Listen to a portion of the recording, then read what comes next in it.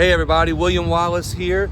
As you know, my new mission is to find solutions for our state and introduce citizens to our elected officials here in our state who are working hard to find good solutions for it. Today, I'm with Blake Miguez, who's with District 49, and I'll let him tell you about his area here in just a minute. But today, you're going to notice in the background, we're on the Mississippi River today, because today we're going to talk about two things that are very important to me. One, bringing business and industry to Louisiana by using our natural resources, and also the Second Amendment. And today with me is a legislator that's going to be perfect for that, which you're going to find out here in this interview why he's perfect for this and why he's doing such a good job for our state. So let me introduce you to Blake Miguez. Blake? William, thank you for having me on the show today. Thanks for the invite. It's great to be out here in New Orleans on the river, and you said it right.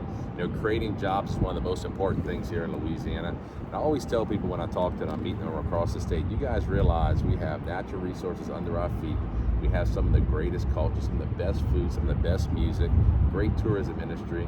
Why are we still ranked last out of all the other nations? Exactly. We have no excuse. And that's why I decided to run for office. I'm a businessman from New Iberia, District 49. I represent Iberia and Vermilion Parish. It's a rural coastal district, so we have natural resource issues that we have to deal with every day. Basically, I'm everything south of Lafayette Parish. That's my district, down to the Gulf of Mexico, south central Louisiana.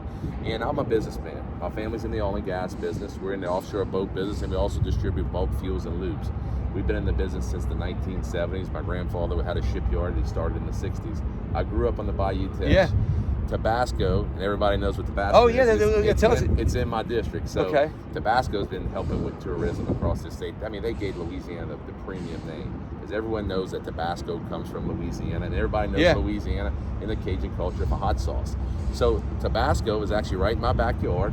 I live about 10 minutes away from Tabasco, and they've been doing a great job with tourism. Well, you live 10 minutes away? Right down the road. My office is actually 5 minutes away. Do you have like grocery rights? Like you can go knock on the door like your neighbor and say, hey, can I borrow a bottle of Tabasco? We don't run out of Tabasco in my district, but it's great because they over there, if you ever visit, they have a restaurant now, they have a whole tour, they've expanded the tourism side of their business. And they're not just a company that creates products, and they want people to come and experience the culture that we have in Louisiana. And look, we got to be firing on all cylinders here in Louisiana, not just tourism, but our oil and gas industry.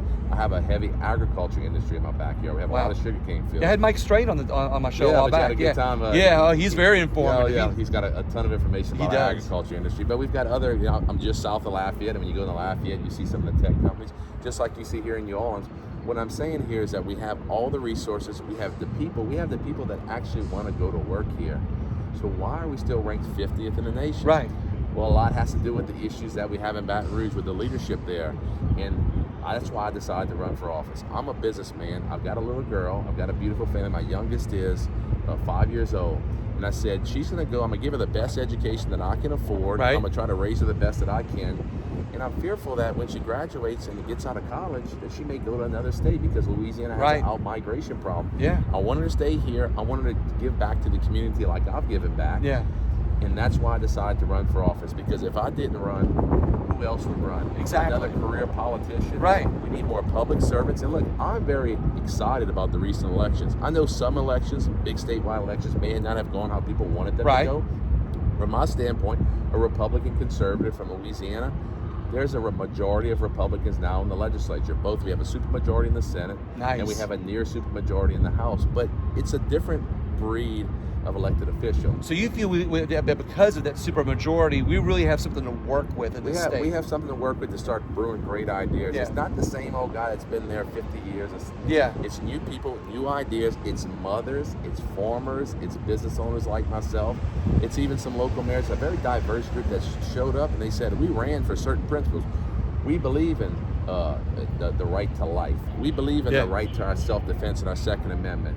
We believe in smaller government. We believe that the private sector is the lifeblood of our entire industry and our entire state, and that government wouldn't have a dollar without us giving our treasury, our tax dollars. And sometimes people look at big business in Louisiana, but I don't think a lot of people realize that some of the big business that we have here comes from the smaller businesses. that grew up in a good environment. Exactly. We have some, that where you're trying to create that good we environment. have some great. It's all about creating jobs. So if these guys are good stewards of the environment, if they're going to come in, they're going to invest in our state, they're going to root here. Yeah.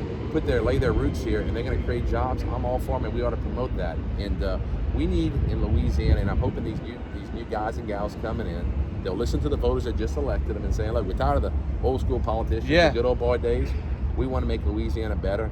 If we could just start by being not ranked last anymore, and just move up. And how do you do that with a good economy? And how do you work on your It's economy? create a good environment. That's from what I hear. That's what's happening. Is that now you want to create a good environment for small businesses, but the big industries at the same time, and respecting our natural resources, which it sounds like your company has been doing. Because that creates an environment where we create jobs to keep people here and grow an industry where we don't have that outward migration that we're getting right now. So some things in business hates tax increases, business hates over-regulation, and business hates over-litigation. Right. And we've seen a lot of that here in Louisiana. There's things that we need to do. We got some of the second highest auto insurance rates in the country. Wow. That's just ridiculous. And that goes from the personal side for your family as well as small businesses. Right. There's some businesses that are thinking about moving to Texas because they can actually get auto insurance there. If you talk to, and I encourage you to reach out to the insurance commissioner, visit with him about the limited markets that we have participating here in Louisiana. Well, we need to do tort reform to improve that environment. We also need to do spending reform. Government shouldn't spend more money than it takes in, okay? Yeah. And it should live like we do in our personal households and our business. Live within your means. Exactly. And look, government can have all the money it wants if the economy's doing well. But you can't simply have an out-migration problem and continue to tax the few people that are left here in the state. I want to have more people paying less taxes and not just a few people left paying more taxes. Right. Because it degenerates your entire economy. And we want to grow our economy. So that tax reform, we want a competitive tax code. We have a very complex tax system. We want a business that doesn't know anything about Louisiana to know. We've got great leadership. They'll work with us. They'll be our partner. Right. They have a simple tax code. A small business owner that can't afford a room full of attorneys can say, I can understand the code. They're welcome and they want to do business with me. I want to start here because I can tell you, every one of these large businesses that are Louisiana-based started as a small business on the back of their truck, exactly. Somebody took a chance, and I'm fearful today that could they do that? Could they repeat that today here in Louisiana? With all of the red tape and all the complex tax codes, I'm not sure if that's achievable. And I want to give small business, and I want to give those that want to invest their lives and take those risks and opportunity here in Louisiana. So there's got to be a way to unravel some of what's happened, in the past. It needs to be certain, simple and certain. Business wants simplicity and business wants certainty. Right. They're in business to make a return on their investment, and in return they'll employ a lot of people, and they'll pay taxes, they'll be great for our community. But if you always turn around and you're suing them or you're increasing their taxes in 1 year after over-regulating them, then they're going to want to move to other states. And we've had, look, contrary to what you might have heard, we have an out-migration problem. We have a fear of losing another congressional seat here in Louisiana. We redistrict in 2021. Yeah. So we could potentially lose another congressional district. We're losing our voice in Washington, while the other states around us are prospering. Right. We're seeing some of that. We're seeing a roaring economy here in the United States, but in Louisiana, we're not seeing prosperity, and that's the reason I ran. I want prosperity for our kids and our grandchildren. And look, I can't do it alone. Yeah. I'm just one of 105, and I'm in one of over 150 legislators when you include the Senate. But if you have good people from back home in our communities that go to the Capitol and want to do the right thing, and we work together, and we're unified along some of the principles that I mentioned earlier. Exactly. Right. There's nothing that we can't achieve. Even if the governor is maybe not the person that we particularly wanted there or not, wherever you may stay on the governor's race, we can put bills on his desk, and he can make the decision of whether he wants to sign or veto them. And at the end of the day, whether it's me as a state representative, a senator, or the governor, they have to answer to the people. And the people is the check and the balance. And that's why I'm so excited to get into the legislature with this new body. Yeah. I'm a senior member now. Awesome, yeah. You tell me about that. I think there's only 18 members in the House that have more than 4 years of experience, and I'm number 18. I love it. So I'm in my second term, but I have actually another term that I'm and a young guy too, so we can have you there for a while. I don't know how young. I'm starting to get gray hair. I can't tell if it's politics or if it's that family that I'm growing very quickly back home. But you're right. You want a lot of or the business time that you have to spend. The business time, yeah. It's one of the reasons you're here in New Orleans for the workboat show, right? Yeah, I'm here for the workboat show. Which a lot of people don't know about all the conventions that we've got. That's why I was able to catch you here. here. Yeah, the Workboat Show's here big. For the Workboat Show. I've been coming to this Workboat Show, I think, since I was around 10 years old. So I grew up in the business. What does your family business do? We're in the offshore crew boat business. The name of the company is Seatran Marine, and we support all the offshore production, construction, and drilling projects. It's been rough the last 5.5 years in the industry. Yeah. But we still were very resilient. My grandfather started in '65 with a shipyard. My dad got into the boat business in '75, piloting his own little 30-foot boat. Yeah. He took off and he drove his boat to the sunset, came over to Venice, Louisiana, got his first job. Didn't have any groceries on the boat. Had a few pennies that he rubbed together, but he made it. Yeah. And he worked hard and he made it, and that's some of the principles that he instilled in me and my brother, and we're the next generation, and we took over the company, and we're trying to promote it. And look, it's been tough in Louisiana. Yeah. It's not tough to be in business. It's not easy to be in business in Louisiana. Right. You know, we're trying to make it, and we employ a lot of good people, and we want to see Louisiana businesses stay open. And my district's along the Highway 90 corridor, and we see service company after service company closing their doors, and we just want our jobs back. We want our oil and gas jobs back, and we want our economy back. And so one of the good things about you, from what I'm understanding, is that not only do you know a lot about the business because you're in it, but you have a vested interest in making Louisiana do better, not just for yourself and your family, and for all of Louisiana, because you like to see it prosper. You know, when you run for office and you go out there, you're meeting people in the district, and you're a candidate at that point, and you're trying to tell people, look, you want the best candidate for you. I feel like for my district, I'm just another one of the guys in District 49, one of the, a lot of good guys and gals there. I'm in the oil and gas business. I love our natural resources. Look, I hunt, I fish. Yeah. I care for our coast. I'm a business guy. I'm not a career politician. I ran for office, and I want to make a difference. That is the description of every other constituent in my district. Maybe they don't all want to run for office because they don't want to fight that process in Baton Rouge. But I can tell you, they all want to make Louisiana better. They all want to go back to work. They want to see our kids stay here. So it's really easy for me to be in Baton Rouge because I just do what the people want me to do. So I was elected by the people. So speaking of elected and people and whatnot, what was your favorite legislation, or what legislation were you most passionate about the last session? So I've been there for 5 years. So I've been through 13 sessions since I've been elected, which is crazy. That's normally when somebody serves in a whole 12-year period. Yeah. So I was in the legislature's past session, and I'm, as you know, I'm a world champion pistol shooter. We hear about this too. So I've been shooting since I was 12 years old, a competitive pistol shooting. I was declared the world, national, regional, state champion in 2011 and 12 time frame. I won my world championship in Greece, and we meet every 3 years to repeat our world championship. But also a neat deal is I spent some time, of all places, for a Louisiana boy living in California. I lived in California for 6 weeks, and I was on a reality TV show called Top Shot on the History Channel. So I served. So look that up, guys. Top Shot, is it still on? Yeah, I was reruns now. They have reruns, and I was a lot younger back then. I think that was my late 20s, early 30s. It was about 10 years ago. But I was on season 1 as a contestant. Yeah. Season 2 as a handgun expert. Then I came back as an all-star in season 5. But when I got out, I decided to start doing philanthropy work, start helping and getting involved in my community. And naturally that led to getting involved in politics. And that's how I ended up running for office. But being in that, I've been shooting since I was 12. I've been on a reality TV show. I still can competitively shoot today. I'm actually still ranked top 5 in the nation, and I'm hoping to get chosen for the U.S. shooting team to compete in Thailand in November of 2020. Wow. That's something a lot of people don't know, that actually I serve in the legislature on the week, and on the weekends when we get off, I go travel the country, shoot these competitions, and I come back and I think I got the points to qualify for the world team. They won't select that till January, but we're saying our prayers. We work real hard. Hopefully I can represent the U.S. there. But knowing a little bit about me and knowing that I've been involved with guns my whole life, I respect guns. I know that gun safety is important. Right. Personal responsibility is important.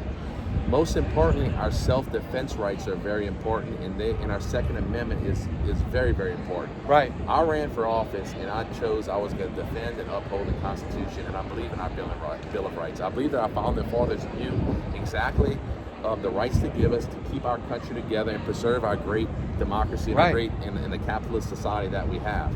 So naturally, the Second Amendment is something that's very important to me.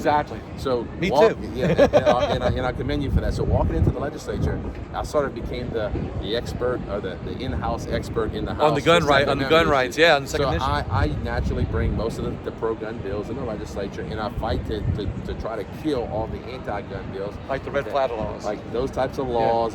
we've seen gun bans, we've seen ammunition registration, we've seen magazine bans, we've seen almost all of the bad stuff. And it hasn't passed.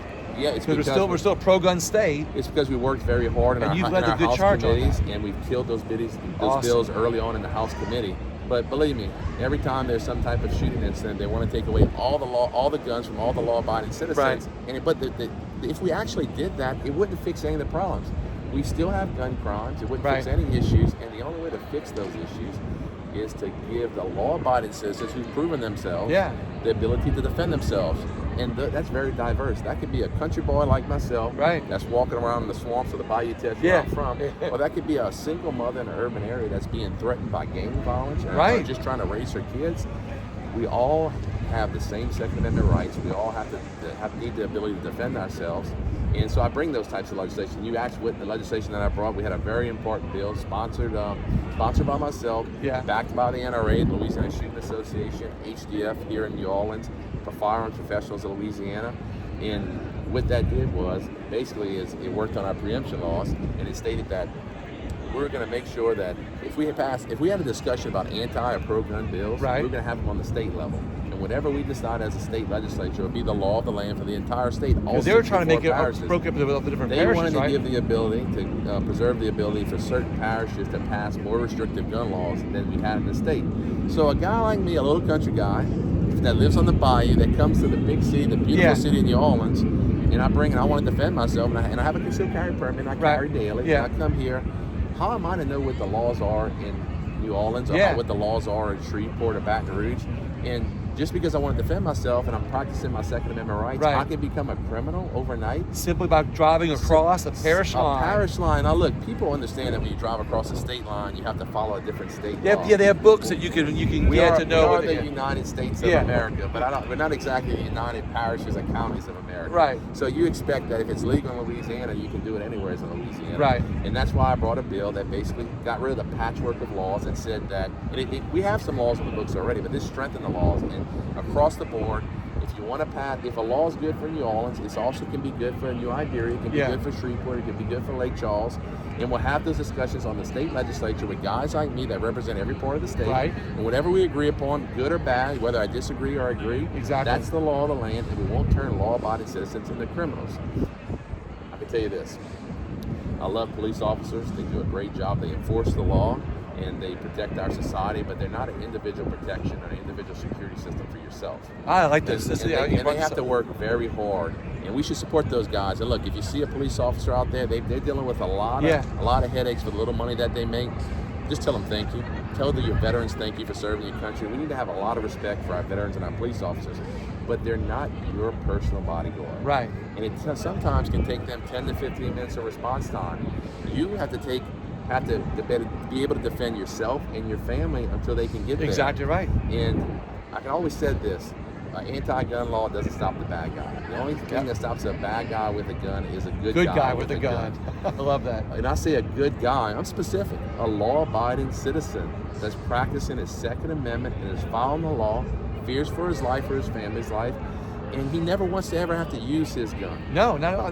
That's what a lot of people don't understand. One of the things that I learned when I was taking gun classes is that, you learn, it's funny, a lot of people don't realize this, but one of the things that good teachers teach is that you learn how not to have to use your weapon. Exactly. And a lot of people don't realize that. If you have to use that gun, it's because you're fearful of your life, and you hope that you never have to do that. And you pray that no one ever has to do that. But this world does have some evil in it.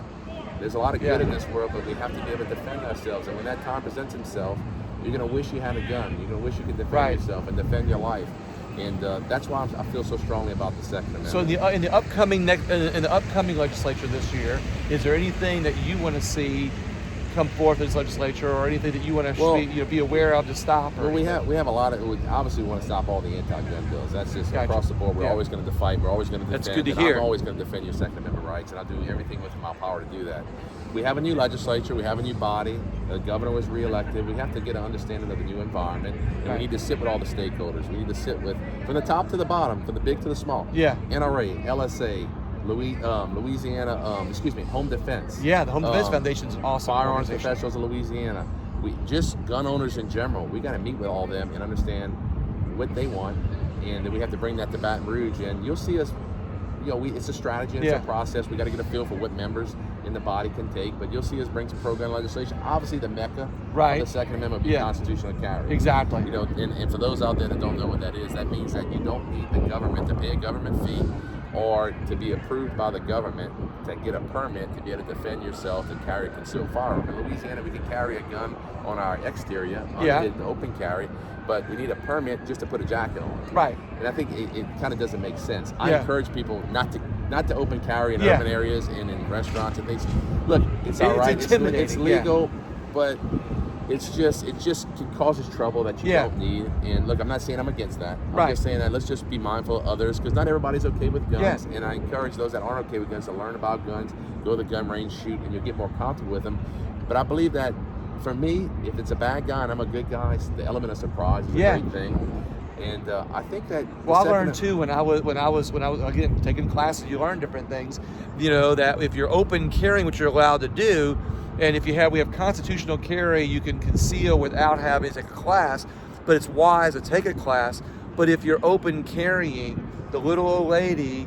I'm not making fun of anybody, but people that are misperceived. You could be a law-abiding citizen, and somebody misperceives it. Correct. Be a little old lady. You could be a really big guy that's twice her size, and she just gets intimidated. And I feel for the little old lady. Yeah. But I also agree that you have Second Amendment rights, and your Second Amendment should be your right to carry. If you're a law-abiding citizen, if you're a felon. You shouldn't be allowed to carry a firearm unless you've gone through a process and show that you're a good steward, a good citizen in society again. And we have a process for that, and I've worked on that legislation as well. Oh, good. Because I believe that people do deserve second chances. Yeah. But if you're a repeat offender and you're just a bad apple, exactly. You don't deserve to have a firearm. See, this is one of the good things that I want people to know about our legislators when I do these interviews, is that when you really get to know our legislators on a personal level and you get to learn more about them, when you hear about them in the public, you'll be able to have a more accurate read on what they're doing, if they're doing the right thing for us. And that's the one good thing about why I want to bring people like you on.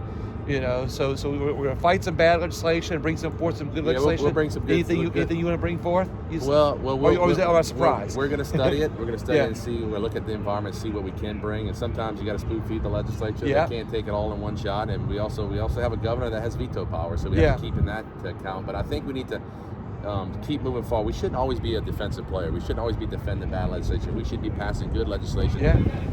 Not to be specific, but legislation that helps law-abiding citizens' ability to defend themselves, take away, chip away at some of the gun-free zones, give them the ability to carry their firearms in more places. If they're law-abiding citizens, work on upholding their Second Amendment rights. But this session going in, like I said before, some of the most important things is we need to lower these auto insurance rates. We need to start reform. We need to get government spending in check.